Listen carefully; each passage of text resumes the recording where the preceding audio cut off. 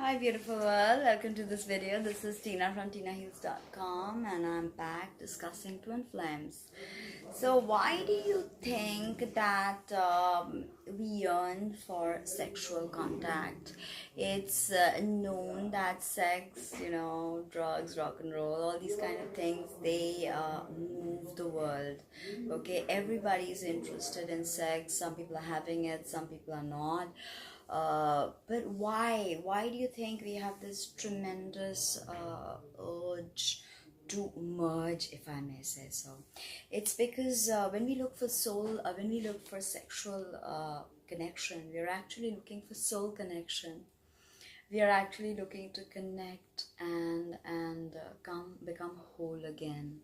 Okay, this is because when two people are conjoined at the moment of orgasm or at the moment of lovemaking, it is probably one of the deepest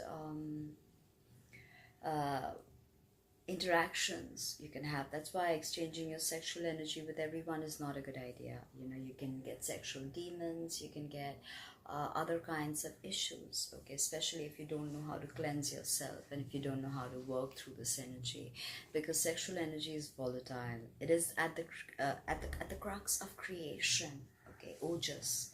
It's what ojas is made of, or ki is made of. Okay, humans come into being through sexual procreation in this reality. So you see how important it is. Okay, but sex is just another subterfuge for soul connection. Okay, that's why the twin flame connection will definitely have a lot of sexual chemistry, but that is not the be all and end all of a twin flame relationship. More so with 3D companions, we have a good time in bed. We may even vibe very well. Even with a soulmate, it is possible to be vibing very well in the sexual field, but some soulmates may have a tempestuous sexual hegemonic thing going on, okay, where one wants to control the other. Very platonic, if you ask me. Okay, it's all about hegemony and who gets involved in the power play. But with the twin flame, there is no such thing. There is no hegemony, there is no power play, there is only a deep soul connection. Okay, and this is what we all crave, actually. And when we don't get this, we crave for drugs, we crave for sex, and we eat food. It's because there's this internal craving within us. So many people with disorders, eating disorders, sexual addiction, they don't know why. What is this yearning? It's nothing but your soul wanting to connect on a deeper level. That's where all addiction stems from. And believe me, I've worked a lot with addiction, okay, and how it plays out. So now when two souls come together, right, there is soul to soul connection, and something within us that was lying dormant sort of awakens, and only a twin flame can awaken this dormant part. Nobody else will do. Okay, not the 11 soulmates, not our 3D companions, but this part that is within us, that is dormant, comes alive when we join with our twin flame. Don't ask me how, why. Life is very mysterious, but this happens, and I have seen this happen time and again. Something within you that you didn't know existed just comes alive. Okay, it could be a passion, it could be something, it could be a new philosophy. It just makes you come alive. Okay, and this immediately takes you to a higher frequency, and you vibrate with spiritual awareness. The higher you go, the more spiritual you become in your frequency. Okay, and this frequency of connection with your twin flame is the true coming home. Okay, when you come home and everything is right, and you don't need words, you don't need to explain yourself, you don't need any extraneous bullshit. It's just connection.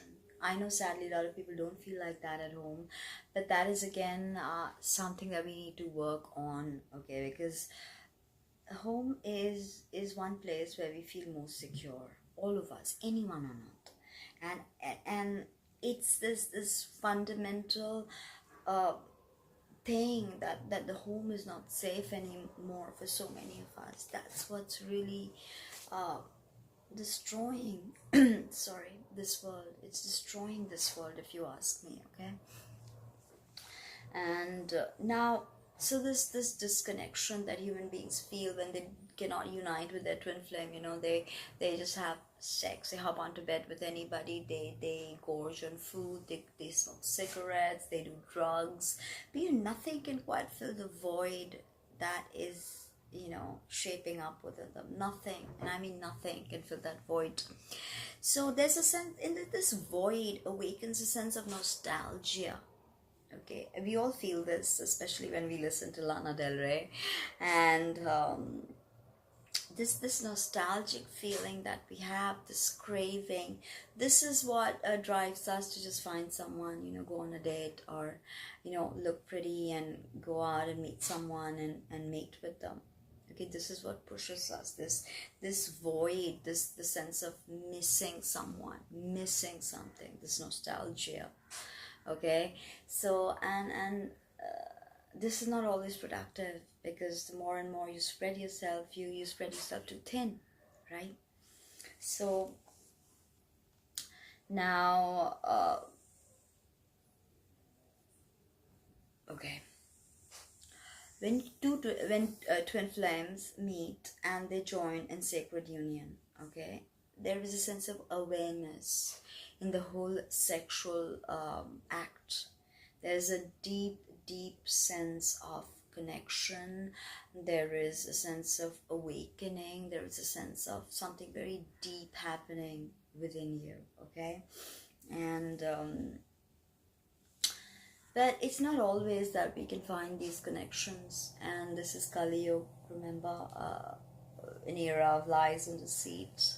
So we have our conflicted hearts going around trying to find someone, expecting them to be our soulmates or our twin flames, hooking up with them, getting pregnant, and so on and so forth. The saga just continues. But this is not the way to go. If you have a yearning, meditate, because that is the only thing that will help you with this deep pangs of separation. Nothing else will. No sex, no drugs, no rock and roll, nothing else will. Okay, now so expectations, as Buddha said, the desire is the root of all evil. So I know Mars is the desire principle, but we have to cut it down sometimes. Okay, we cannot expect to meet our twin flame, soulmate. Every relationship, I see this happen. Oh, he's my soulmate or she's my twin flame. It's not so easy. Believe me, I have been looking into this for a long time. It's not so easy. Okay. Now, we also mentally project our shadows, okay, and then we fall in love, and then we see all these things, these destructive things that are happening to us, and we don't know why. What we don't realize is we've mentally projected all these things onto our partner, and we expect what in return, which is incorrect. There's no give and take in the twin flame relationship. No, I do this for you, you do that for me. No, you just do. This is unconditional love at its highest expression. Of course, a mother's love, but a love between a man and a woman, or a woman and a woman, or a man and a man.